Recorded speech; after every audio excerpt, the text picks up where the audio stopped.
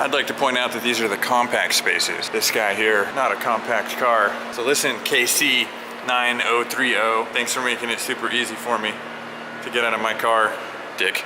End of day 8. Easy day, just some monitors. We went to a set earlier today, though, scouting for tomorrow, and that set is all green screen everywhere. So tomorrow, big day for me. About a half-hour drive from here to home, so away we go. Look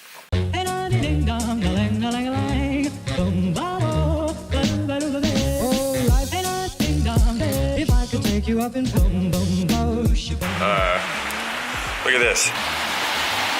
Yeah, it's raining. What a surprise. It's raining pretty bad. I got done at 3 a.m. last night. I've decided I want to get a tattoo. Just a little one, just a little commemorative thing from my trip up here. Oh, really? Oh, where does the artist tattoo? Sorry? Where does the artist tattoo? Everywhere but hands, yeah. So I made an appointment for 6 p.m. to get this tattoo. I'm gonna do it on my arm, mainly because I didn't have a person that could do it on hands, so that made that decision for me. And man, this weather sucks. Well, guess I'm not going to the camera shop today. So hey, check it out. I'm recording myself, and I can see myself in my phone. I'm gonna do sort of a product review and tutorial. I used this on set last night, the Ricoh Theta Plus. You know, the executives and the people there were like enamored. They're like, what is this thing? What does it do? We've never seen this thing before. I'm one of the first people to kind of use this thing professionally on set. Let me just basically explain what this thing does. It takes round the world photos, 360-degree photos. It's really designed for tourism. I think they designed this as a thing. You'd go out there, you're with your family, you take a photo. But what I found a use for, I can do something called spherical HDRI photography with this on set. You know, a photo can only capture like this much from light to dark, but if you capture a bunch of photos and you rack the shutter, you can get a whole bunch of information from light to dark. We need to take these round the world spherical HDRI photos on set because we use them to light and reflect into things in CG. This little selfie stick, all I do is I just screw this little Ricoh Theta camera, I screw this in, and this particular little selfie stick that I bought has legs on it. And I can telescope it out like this and put it on the ground, and there you go. And I can turn it on. There's a little button right here. So you can see it's got a little Wi-Fi signal, and it's got these little lights on it. So take a look. So here's the Wi-Fi for this little camera. I was on manual focus, so hopefully everything I've done up till now isn't soft. So here's my camera. Here's my room. There's a standard app you can get for free. It's just called Theta S, right? And I'm going to show you right now. This is going to be a great visual example of what this thing does. It's going to link in because it sees the Wi-Fi, and there you go. Right here, you can see a preview video of my room in 360 degrees. You can see the camera right here that I'm filming on, and if I rotate this, you're going to see the whole room rotating, right? So I'm getting this really great view, and all I would have to do to take this photo with this camera is hit this button right here. You can also just push a button on the camera, and I'll show you that right now. If I just hit the button, it's right here. It's hard to see because this thing's black, but there's a button right here. So if I just hit this button, boom, I took a photo. So that's it. So now there's some settings down here. You can shut your shutter. You set your shutter, you can also just switch to auto. Auto is probably the faster way to do it. So if I press auto and I just hit this. So this is just making a JPEG photo. It's a 360-degree photo, and you can see that this thing has 2 little cameras on it, one on this side and one on this side. So it's really cool. It's really run and gun. Obviously this right here is a lot lower profile than having a big tripod. Like there's a tripod over there that I might use for my, and even that tripod over there is pretty small. I would probably have to use something beefier for one of these big nodal ninja 360 things. I mean, imagine you're on a set, there's 100 people, and you go outside to the set and you say, hey guys, everybody stop what you're doing. I need to take this camera rig with this big fisheye lens, and I need to sit here and spin it around and spend about 10 minutes taking all these bracketed photos. Yeah, right. Or I just take this thing, cleverly stick it down in the corner, go into my app and hit a button, right? Let me actually X out of this. It's hard to do. There we go. And if I go down here where it says cam, right now this is the local images. If I go to cam images, So you can see the photos I just took. So now I'm just going to hit this, and it's going to copy the photo. Right now what it's doing is it's copying the photo from the camera to my phone. Now you don't have to use this Wi-Fi functionality with the phone to do this. You can actually just plug the camera with USB. There's a USB on the bottom here. You can plug it right into a computer and just copy the JPEGs off of it, which is much faster and typically what I do. But here's the photo, so check it out. So I copied it to my phone, and I can just move around in 360 degrees and see the entire room. Literally, like, you get the whole room. There's almost nothing that isn't the room. Like, the gear is virtually gone. So this is pretty amazing, right? Let's say you want to explain to someone the room that you were in. I can actually move my phone around and kind of, now it's not lined up to the room, it's a little off, so there's my real couch right there, but you get the idea. I'm actually moving around and I'm showing people a virtual tour of the room on my phone or on my iPad or something like that.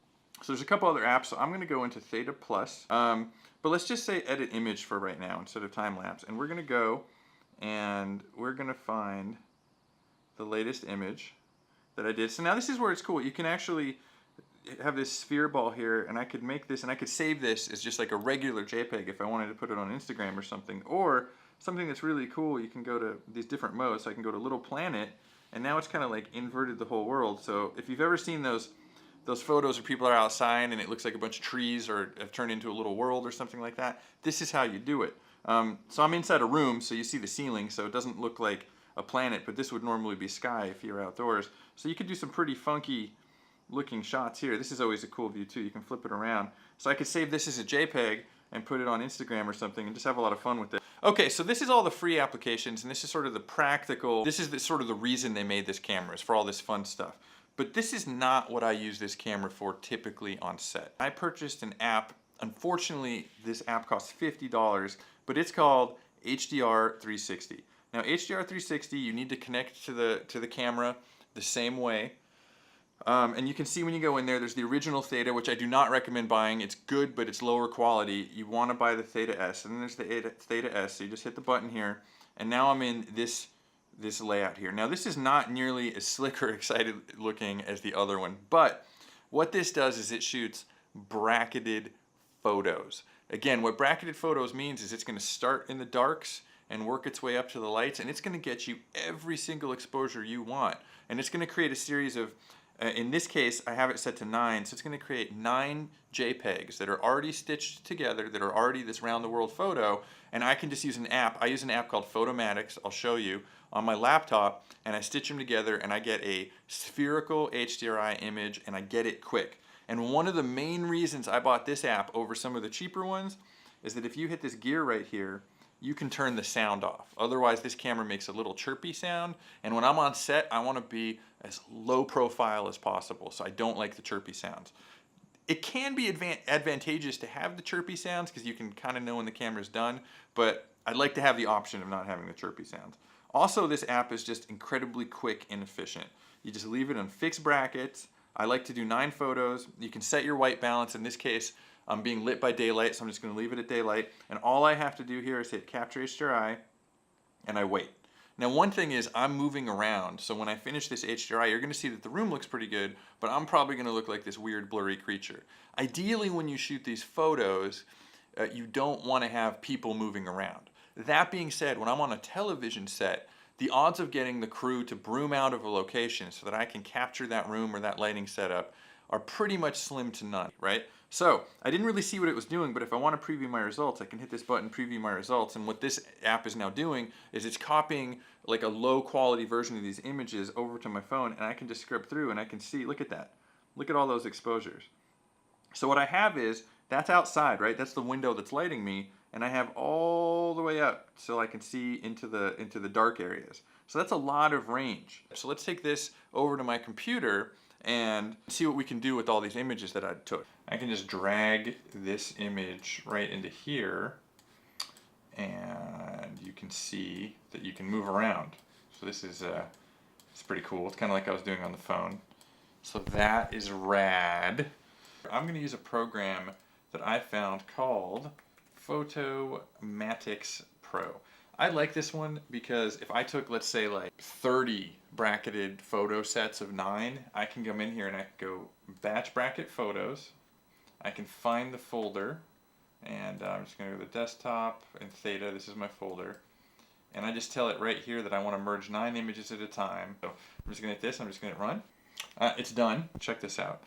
Down here I have a slider, and you can see that I have information pretty much up to here, I think, till it falls apart. I've got all this dark information, but more importantly, I can go all the way down to here, and you can see, I mean, I can go to black, but you can see that I've got all that information outside. So this is what the CG team is really going to want if they wanted to light this room without me in it. Obviously, that would be the one thing I'd want to not be in the photo. It's 5,376 pixels wide by 2,688 pixels high. This is a little bit smaller than what I could do with like a 5D, but not that much smaller, and it's actually like a surprisingly good resolution. I zoom in there, you can see it's got a lot of detail to it. Definitely more detail than I think you need in most cases. I'm going to open a 3D program. Let's open Cinema 4D. Let's create a environment. How about that? Physical sky. Let's just do a sky. Let's put a like a chrome ball in here or something like that. So I'm going to put this material on my sky. So there's my background. I'm going to put this material on my sphere. I'm going to hit render real quick and see what happens. So there you go. So we have this chrome ball in here. Now let's say we don't want this ball to be chrome. Let's say we just want some kind of default gray thing, right? Now this is going to use that data I have to not just reflect into it, but light it. So watch this. So you can see that where the sky was casting a light, it's now casting a light on this sphere that I put in here. So if I start rotating around, I backlight it by here. Yeah, you can see that the dark shadows are in the room, the light's coming from there, but if I rotate around, you're going to see that this sphere is now lit by that light coming inside. I hope you like this video. Again, this is kind of a different thing for me. I'm doing like kind of a tutorial thing with a little bit of you know, camera discussion here. By the way, I did not I was not sponsored by Ricoh. This is not an advertisement for this camera. I am a user. I bought it. I paid money for it. Of course, if you guys over at Ricoh want to give me free stuff, I won't say no. If you like what I'm doing and you want to see more of videos like this where I talk about geeky nerd stuff, or you want to see more like my other videos where I do lots of dramatic slow motion and drone stuff and talk about my job, go ahead and hit subscribe down there, or just like this video, or do both. And also, if you wouldn't mind, if you're an Instagrammer, I love Instagram. I just love the creativity and the photos, and there's so much great work on Instagram. It's at Stephen Fleet. Give me a follow on Instagram, and you won't be sorry. I do a lot of cool stuff on there too. It's tattoo time. This place is pretty cool. Tattooage is done. Life ain't a thing, if I could take you up in boom, boom, motion.